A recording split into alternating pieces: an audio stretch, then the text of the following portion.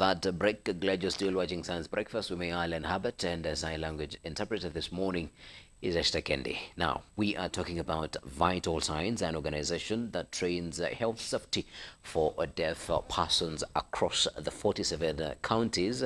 Kialu here, our guest, opined that they train across the 47 counties, and they have been able to train a number of organizations, including flower farms, churches, and deaf schools, and they might be in your county next, so be on the lookout. But in the second half of this conversation, I want us to talk about exactly what do they train. You know, health safety can be wide sometimes, and Kevin here is going to be talking to us about the types of trainings that they do through Vital Signs. So Kevin, kindly try make me understand. When we talk about health and safety, the topic itself is very broad. Could you kindly break it down for us by telling us exactly some of the skills basically that you're training deaf persons when you go into the communities where you take your trainings?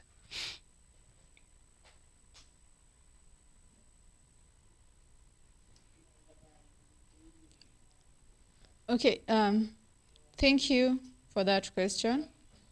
I'll start with first aid. What we do when you're training first aid, we focus on maybe fainting. If someone has fainted, Yeah. what is the first help that you should give them?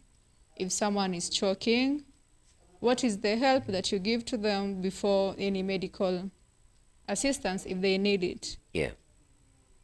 We also do the primary survey and the secondary survey. The primary survey is that first survey that you'll give to someone before you give the first aid. And we all know what happens, what leads to choking. Choking is when maybe someone was eating and the food goes to the wrong pipe. Yeah. And so when we help them and they throw up, maybe, that means it will at least help them to cool. So that is the skills that we give to the deaf community. What happens when someone is in shock? We know people get shocked through good, through bad news. And so most of the times the deaf people don't know what to do if they experience that. Would you be able to explain a little bit more about secondary survey? Because I understand primary survey is where this is the first intervention that this is the first thing that you do before you even administer the first aid. Then what is secondary? What about a secondary? What does that mean? Secondary survey is that survey that you do from head to toes. That is to identify if we have any blood, did they have any injury, is there any break in the body, is the spinal okay? So after that, secondary survey, and then we can keep the casualty into the recovery position. So we will only do that so that to know if it's okay for us to put the casualty into the recovery position. That is after we've confirmed that the spinal is okay, maybe they are bleeding, and what is the cause? Is it something that we can handle? And then after we've confirmed everything, now we do the recovery position. Now, would the types of trainings, are they similar? Because I would understand first aid is very broad. Is the first aid for an adult the same first aid for a child? And how do you differentiate this while you are doing the training? Is there a variation that this is focused for adults and this is focused for children?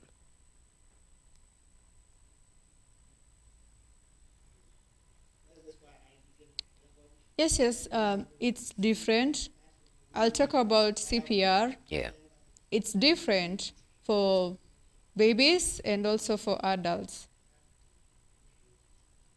For adults, you'll use your hands But for babies, you'll only use 2 fingers when you're doing the CPR. Yeah. And also, when it comes to choking, for babies, you'll just do it as if you're doing the CPR using 2 fingers. But for adults, you'll have to use your hand. And so, yes, there is a difference to adults and babies.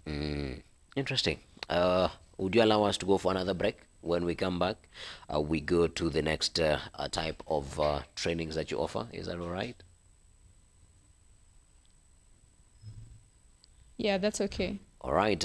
And today I've learned that there is a difference in how you administer first aid, particularly when it comes to choking. You know, we have already entered those months where celebration and jubilation is high. So I hope that you've been able to see the difference between how you administer first aid when an adult is choking and when a child is choking. But of course, later on in the conversation, they'll be telling us how to get in touch with Vital Signs so that these types of trainings can be brought to your doorstep or to your organization where you have deaf persons. Keep it science, and we'll be back after the break.